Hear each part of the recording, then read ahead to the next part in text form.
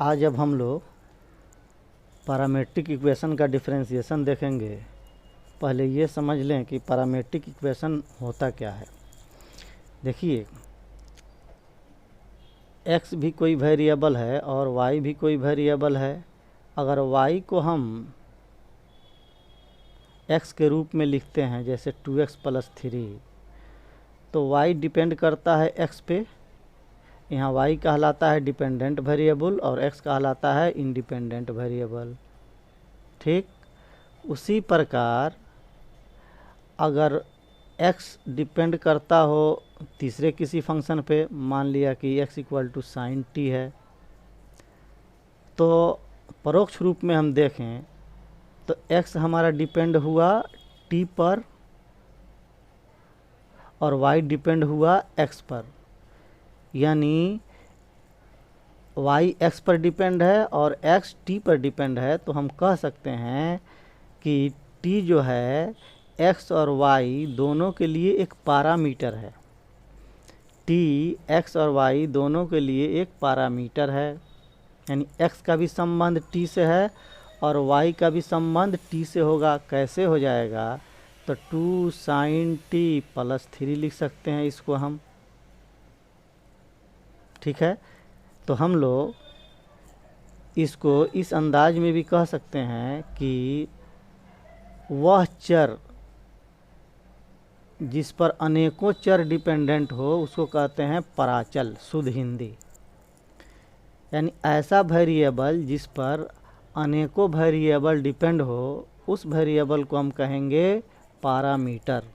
ठीक, तो यहाँ पर अगर x को भी हम किसी अलग वेरिएबल के रूप में दर्शा दें, जैसे सपोज t² और y = हो जाए 3t, तो देखो x का भी संबंध t से है, y का भी संबंध t से है। इसका मतलब x और y दोनों t पर डिपेंड है। तो हम कहेंगे यह t जो है एक पराचल है, यानी पैरामीटर है किसका? x और y का। और ऐसे इक्वेशन जहाँ दिया रहेगा उसको कहते हैं पैरामेट्रिक इक्वेशन या पराचलिक समीकरण।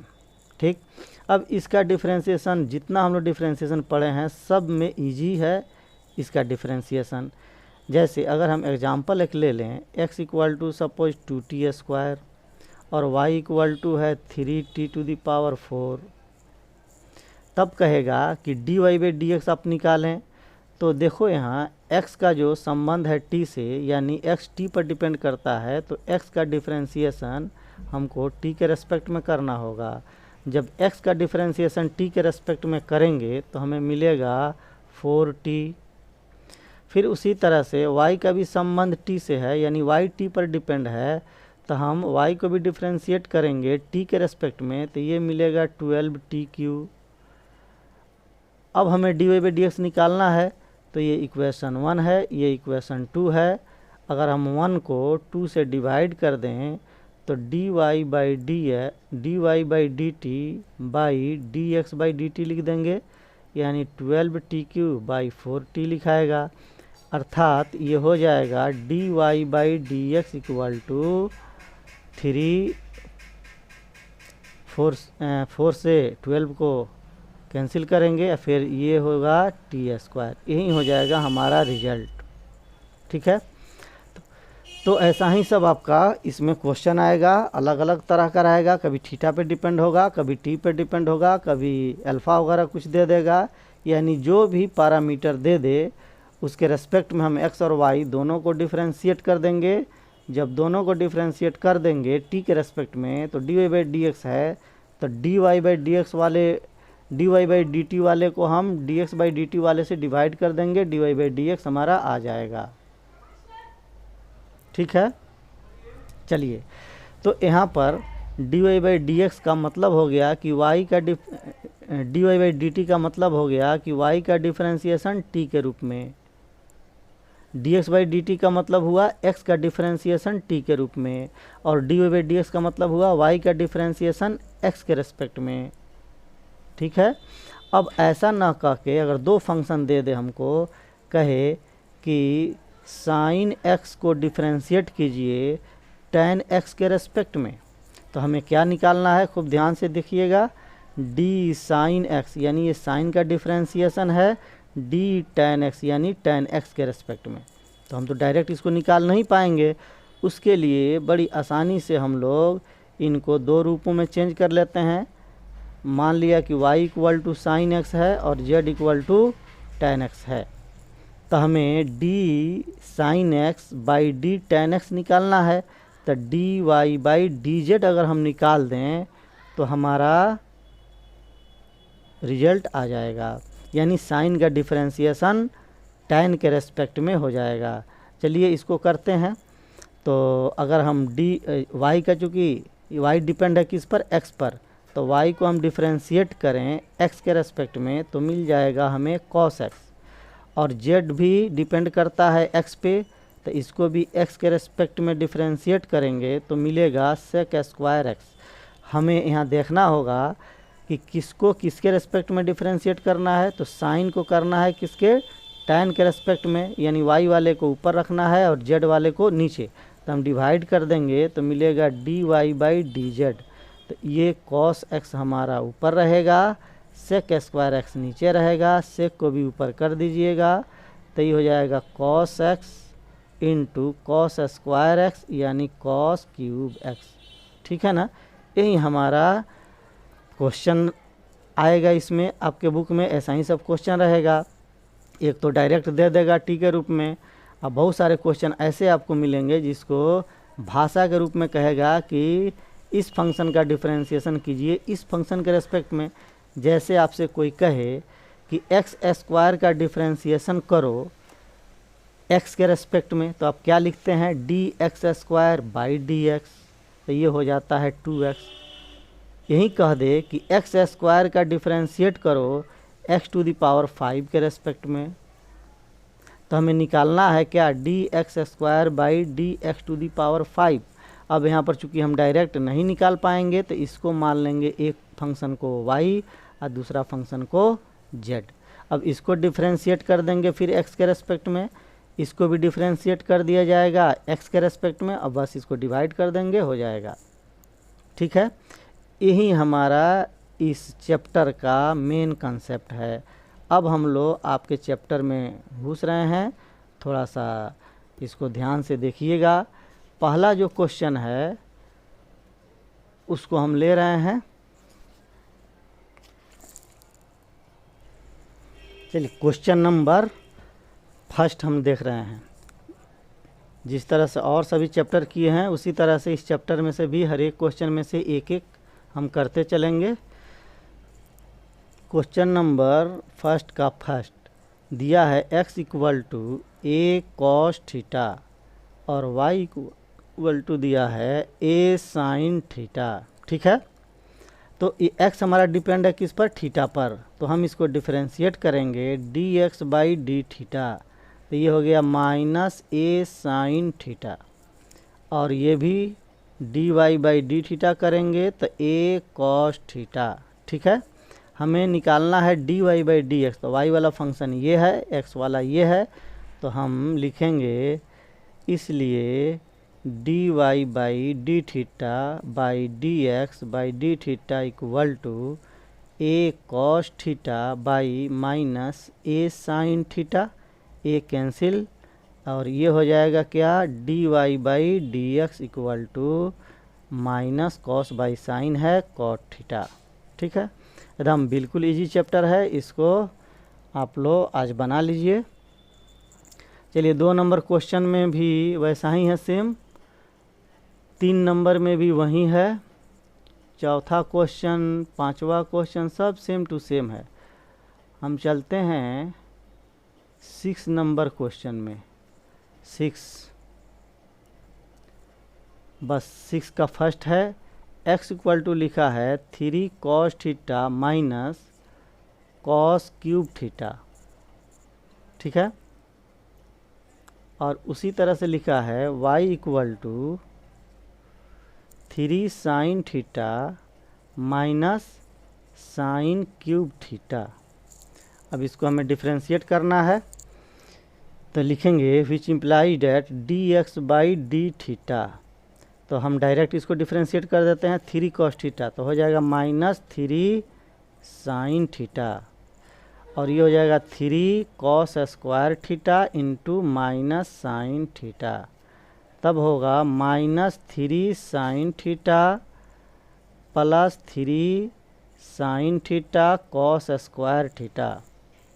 एंड अब dy बाई डी थीटा जब करेंगे तो हमें मिलेगा 3 cos theta minus 3 sin square theta cos theta. ठीक है, अब हम इसको डिवाइड कर देंगे, dy बाई डी एक्स निकल जाएगा, इसमें इससे डिवाइड करेंगे तो मिलेगा 3 cos theta minus 3 sin square theta cos theta by minus 3 sin theta plus 3 sin theta cos square theta. अब इसमें हम कॉमन ले लें, ऊपर से लेंगे 3 cos थीटा कॉमन आएगा तो होगा 1 माइनस साइन स्क्वायर थीटा, और नीचे में आएगा -3 sin थीटा कॉमन निकालिए तो ये आएगा 1 माइनस cos स्क्वायर थीटा। ठीक है, दिख रहा है। अब यहाँ पर हम कर देते हैं तो 3 कैंसिल होगा, तब dy by d x equal to cos theta by sine theta cot theta, लेकिन माइनस में होगा, नीचे निगेटिव है, ऊपर में हो गया कॉस स्क्वायर थीटा और नीचे में हो जाएगा साइन स्क्वायर थीटा, तो ये भी कॉस साइन कॉट स्क्वायर होगा, यानी ये सब मिलके कॉट क्यूब थीटा। ठीक है, चलिए अब हम 8 नंबर क्वेश्चन देखते हैं। 8 का सेकंड, फर्स्ट इजी है, सेकंड आप देख लें। ये लिखा है x equal to a cos t plus log tan t by 2, और y इक्वल टू लिखा है a sin t। पहले देखिए इस फंक्शन को हम लोग इसको डिफरेंशिएट करें तो लिखेंगे, इसलिए dx बाई डी टी, यहाँ t के फॉर्म में है तो a तो कॉमन रहेगा, cos t का हो जाएगा माइनस साइन t, और जब log का डिफरेंशिएशन करेंगे तो 1 बाई tan t बाई 2, और tan t बाई 2 का करेंगे तो sec स्क्वायर t बाई 2। ठीक, और t बाई 2 का करेंगे तो 1 बाई 2, इसका हो गया।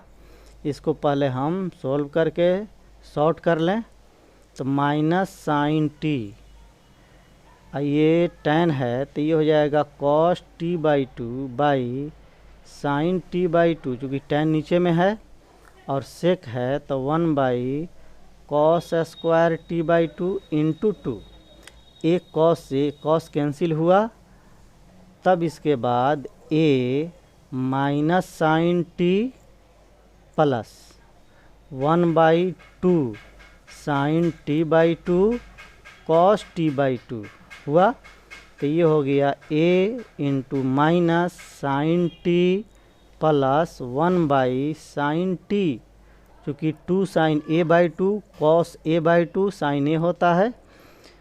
अब इसको एलसीएम कीजिए आप, तो साइन t यहाँ होगा minus sine square t plus 1। ठीक, तो 1 माइनस साइन स्क्वायर क्या होगा, cos square t by sine t। चलिए ये तो dx बाई डी टी निकला, एंड अब हम करेंगे क्या, dy by d T. dy by d T करेंगे तो a cos t आएगा।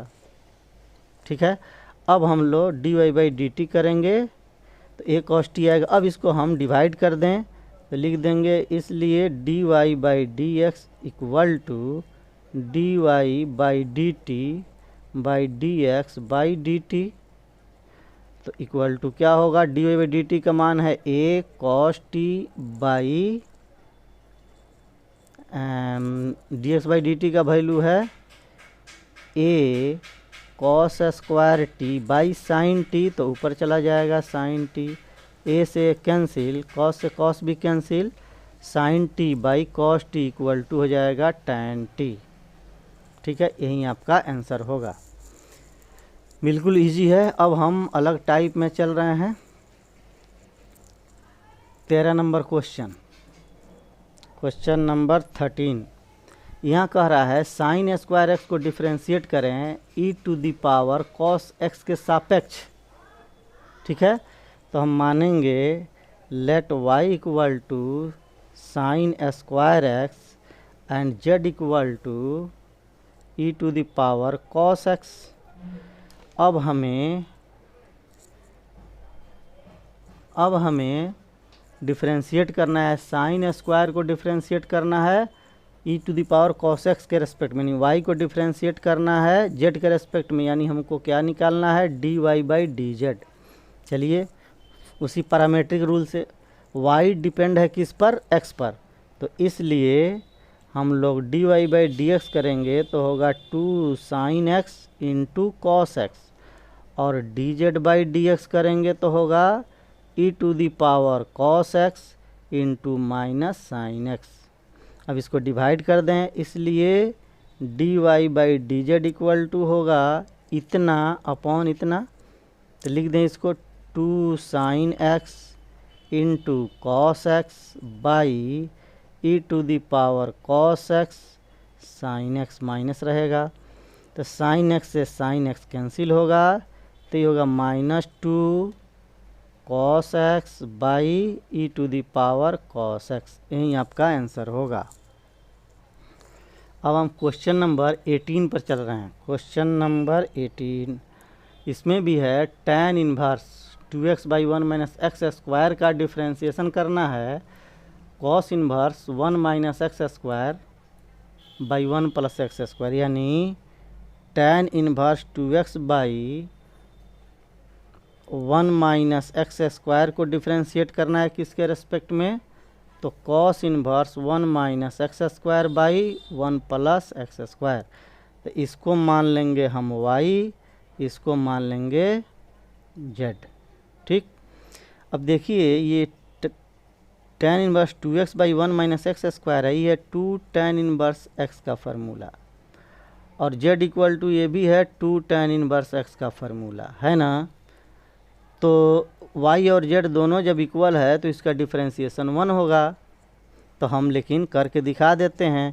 तो डी वाई बाई जब आप डी एक्स करेंगे तो 2 बाई 1 प्लस एक्स स्क्वायर आएगा जैसा कि tan इन्वर्स का, और d z by d x भी कीजिएगा तो आएगा 2 बाई 1 प्लस एक्स स्क्वायर। ठीक, अब इसको जब डिवाइड करेंगे यानी d y by d z जब लिखेंगे तो हो जाएगा 1। ठीक, आपका ये चैप्टर फिनिश हुआ, और आप इसको बना लें। इस चैप्टर में कोई डिफ़िकल्ट क्वेश्चन भी नहीं है, सब इजी क्वेश्चन है, और बना करके जो क्वेश्चन पूछना होगा उसके लिए आप मैसेज कर देंगे।